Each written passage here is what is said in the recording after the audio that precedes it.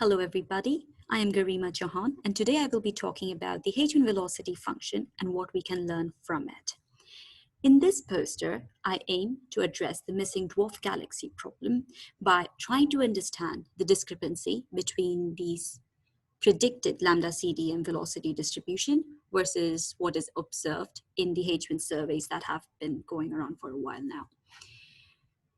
This discrepancy is pretty well known and has been used as evidence for dark matter being composed of lightweight particles or light mass particles. It has also made us wonder if there is some baryon physics involved, which we are not aware of yet. We try to look at this discrepancy from an observational point of view.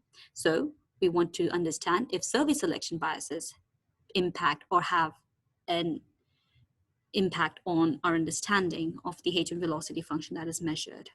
So for this, what we do is we model H1 emission line in a mock alpha-alpha survey, which can be seen over here, and apply the alpha-alpha selection function, which is the flux limitations and the velocity width limitations to our mock survey.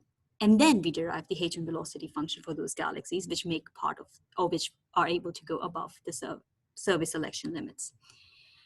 On the plot over here, what we find is that the observations, that are the black lines over here, and the simulated predictions, that is the yellow line, which corresponds to a higher resolution small volume box, so that we can look at the lower velocities, and the purple line, which is the higher medium resolution and a larger volume box. And we find that once we have applied these limitations, we are able to reproduce the H1 velocity function pretty well. Another thing that we are aware of, or what we find, is that these survey selection biases have a profound effect on our understanding or the interpretation of the observation data. So, for example, over here, the red line or the red points over here corresponds to the entire light cone, and the blue lines over here correspond to the galaxies that make the alpha-alpha cut. And what we find is that the survey is inherently biased towards more H1 rich galaxies.